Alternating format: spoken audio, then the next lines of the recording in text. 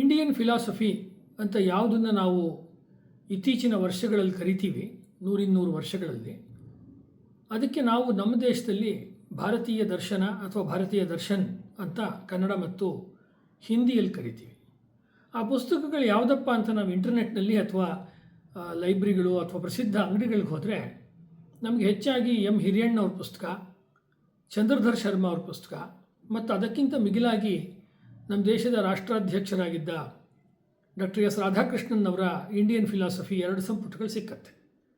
ಆ ರಾಧಾಕೃಷ್ಣನ್ ಅವರ ಶಿಷ್ಯರಾಗಿ ಅವ್ರಿಗಿಂತಲೂ, ಈ ಮಾತನ್ನು ನಾನು ಭಾಳ ಜವಾಬ್ದಾರಿಯಿಂದ ಹೇಳ್ತಾ ಇದ್ದೀನಿ, ಅವ್ರಿಗಿಂತಲೂ ಶ್ರೇಷ್ಠವಾದ ಮತ್ತು ಗಹನವಾದ ರೀತಿಯಲ್ಲಿ ಇಂಡಿಯನ್ ಫಿಲಾಸಫಿಯನ್ನು ಹೇಳಿದಂಥ ಒಬ್ಬ ಮಹಾನುಭಾವ ಇದ್ದರು.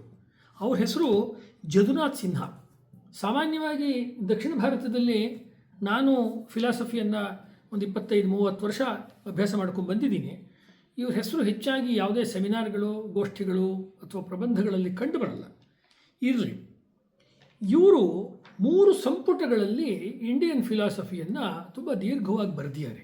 ಎಸ್.ಎನ್. ದಾಸಗುಪ್ತ ಅವರ ಸಂಪುಟದಷ್ಟೇ ಇದಕ್ಕೆ ಮಹತ್ವ ಇದೆ ಅಂತ ನಾನು ಅಂದ್ಕೊಳ್ತೀನಿ. ಏನು ಈ ಇಂಡಿಯನ್ ಫಿಲಾಸಫಿ ಬೈ ಜದುನಾಥ್ ಸಿನ್ಹಾ ಅವರ ಮಹತ್ವ ಅಂತ ಹೇಳಿದ್ರೆ, ಅವರು ಯಾವುದು ತರ್ಕದ ಮೂಲಕ ಹೇಳುವಂಥ ನ್ಯಾಯ, ವೈಶೇಷಿಕ, ಚಾರ್ವಾಕ ಇತ್ಯಾದಿ ಫಿಲಾಸಫಿಗಳನ್ನು ಬಿಟ್ಟರೆ, ತಕ್ಕಮಟ್ಟಿಗೆ ಮೀಮಾಂಸಾ ಬಿಟ್ಟರೆ, ಉಳಿದಂತೆ ಅದು ಶಂಕರರಿರ್ಬೋದು, ಚೈತನ್ಯರಿರ್ಬೋದು, ಇನ್ನೂ ಬೇರೆ ಬೇರೆ ಆಧ್ಯಾತ್ಮಿಕ ನೆಲೆಗಟ್ಟಿನ ದಾರ್ಶನಿಕರಿದ್ದಾರೆ. ಅವರ ವಿಚಾರಗಳು ಆ ವಿಚಾರಗಳನ್ನು ನಾನು ತಪಸ್ಸು ಮಾಡಿದೆ. ನನಗೆ ಗುರುಗಳ ಅನುಗ್ರಹವಾಯಿತು. ಅನುಗ್ರಹದಿಂದ ಹಾಗೆ ನನಗೆ ಕೃಷ್ಣ ದರ್ಶನ ಕೊಟ್ಟ ಯೋಗಿ ಅರವಿಂದರು 1957-58ರಲ್ಲಿ, ಅಂದರೆ ಅಷ್ಟೊತ್ತಿಗೆ ಅರವಿಂದರು ಪ್ರಾಯ ದೇಹ ಬಿಟ್ಟಿದ್ದರು, ಅವರು ಯೋಗ ಶರೀರದಲ್ಲಿ ನನಗೆ ದರ್ಶನವನ್ನು ಕೊಟ್ಟರು. ಆ ಎಲ್ಲ ಜ್ಞಾನ ಸಂಪತ್ತು ಮತ್ತು ವಿವೇಕವನ್ನು ಆಧರಿಸಿ ಸ್ವಾನುಭವದ ನೆಲೆಯಲ್ಲಿ ಈ ಪುಸ್ತಕವನ್ನು ಬರೆದೀನಿ ಅಂತ ಹೇಳ್ತಾರೆ.